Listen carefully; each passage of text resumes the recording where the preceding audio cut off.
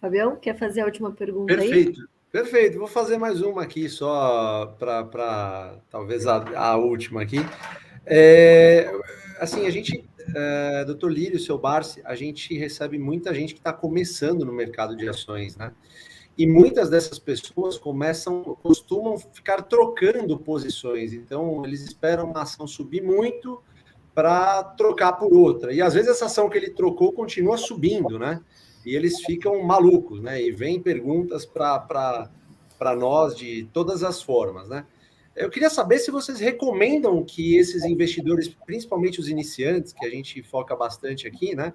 Se eles devem fazer isso, eles devem trocar ações de maneira recorrente, ou se vocês recomendam que eles comprem ações para casar, para ficar boas ações, para ficar basicamente o resto da vida pegando esses dividendos. Doutor Lírio, o que o senhor acha? Bom, de certa forma, isso eu respondi anteriormente, né?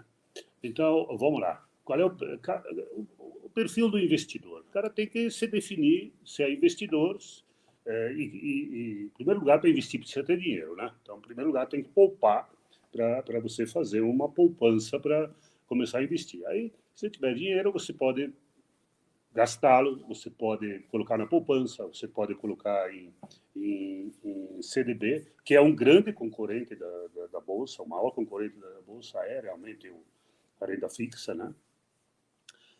Ou você pode colocar em renda variável, né? Que é, no caso, o investimento em empresas. Ora, se o nome é renda variável, vamos levar a sério isso, é variável mesmo. Varia para os dois lados.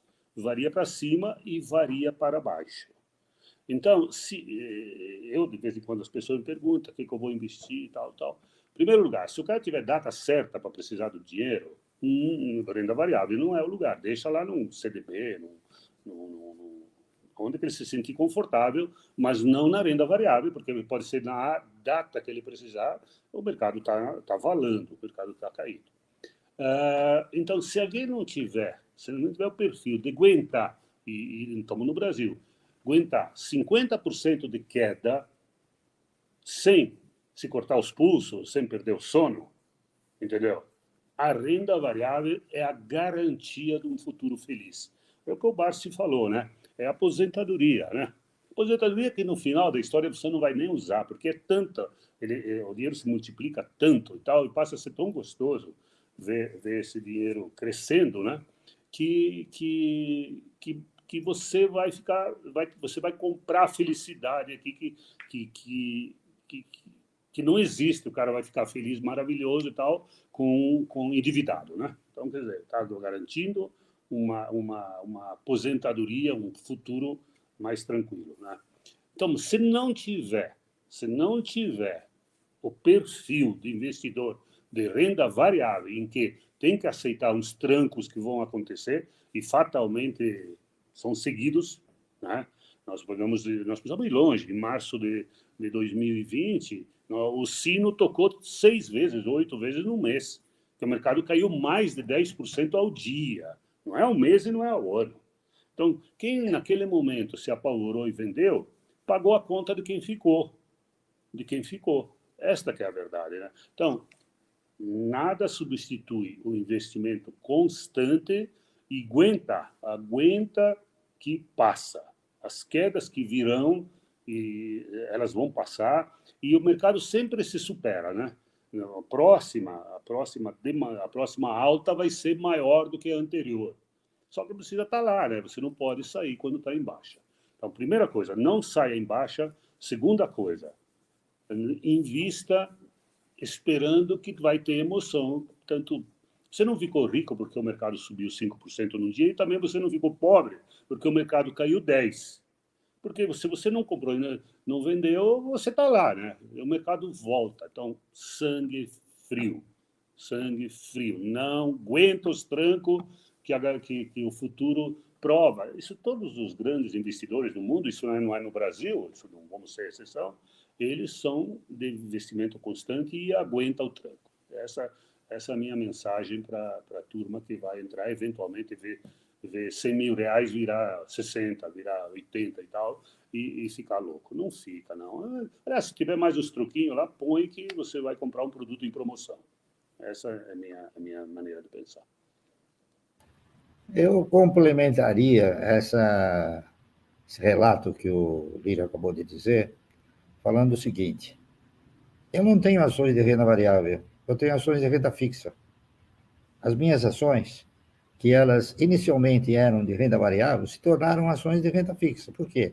Porque quando você entra no mercado focando o investimento e focando a elaboração de um portfólio que seja um portfólio previdenciário, se você almeja ter uma renda mensal, por que você vai vender a ação? Você contrapõe, então, ao teu foco inicial. Se você tem a perspectiva futura de continuar recebendo mensalmente, para que vender? Está entendendo? Então, se você tem essa postura, esse investimento de comprar uma ação, investir, receber os proventos, você não deve vender, enquanto essa ação estiver te proporcionando resultados satisfatórios, tá certo? Eu diria ainda, aconselhando as pessoas que pretendem ingressar no mercado, o seguinte: primeiro, porque na realidade o cidadão que entra no mercado, ele não entende nada de mercado, então ele vai entrar assim dentro de uma postura que ele não sabe o que fazer. A primeira coisa que ele tem que fazer é procurar um profissional que se adapte àquela perspectiva, àquele foco que ele determinar. Por exemplo, se ele interpretar e achar que tem que formatar uma carteira de renda mensal, ele tem que procurar um profissional que vá orientá-lo nessa direção. Se ele entrar no mercado para jogatina, ele tem que procurar um cidadão que é essencialmente especulador. Então, eu diria a todos aqueles que pretendem futuramente ingressar no mercado de valores, dizer o seguinte: nunca, artigo 1º, nunca invista ou aplique no mercado aquele recurso que você tem programado para qualquer outro projeto. Invista e direcione para o mercado exclusivamente o recurso que você pode disponibilizar por tempo indeterminado. O segundo item seria o seguinte: nunca compre uma dica, tá certo? As dicas, elas geralmente se transformam em zicas, que é o quê? Que são estruturas de perdas. Procure sempre avaliar fundamentos extremamente básicos e bem direcionados para uma empresa, é isso? Porque é a forma que você tem de ser um vencedor de mercado. E a terceira orientação minha é o seguinte: nunca venda por necessidade. Por exemplo, se você começar a ganhar e começar a desviar esses recursos da trajetória de reinvestir e começar a comprar outros ativos, né, que possam futuramente te dar dor de cabeça, ou então começar a comprar a prazo em função daquilo que você visa para o futuro, pode acontecer de uma queda no mercado e você ter que vender com prejuízo. Então, a terceira recomendação é nunca vender, tá certo, para assumir um prejuízo. Essas três bases, esses três pilares, são muito importantes de você incorporar na sua filosofia e na sua postura. Outra coisa que eu recomendo também é o seguinte: exorcize o patrimônio. Se preocupe exclusivamente com o dividendo. O patrimônio, ele é uma figura que ela contempla o seu ego, enquanto que o dividendo contempla o seu bolso. E ele é que te proporciona a possibilidade de você prosseguir reinvestir.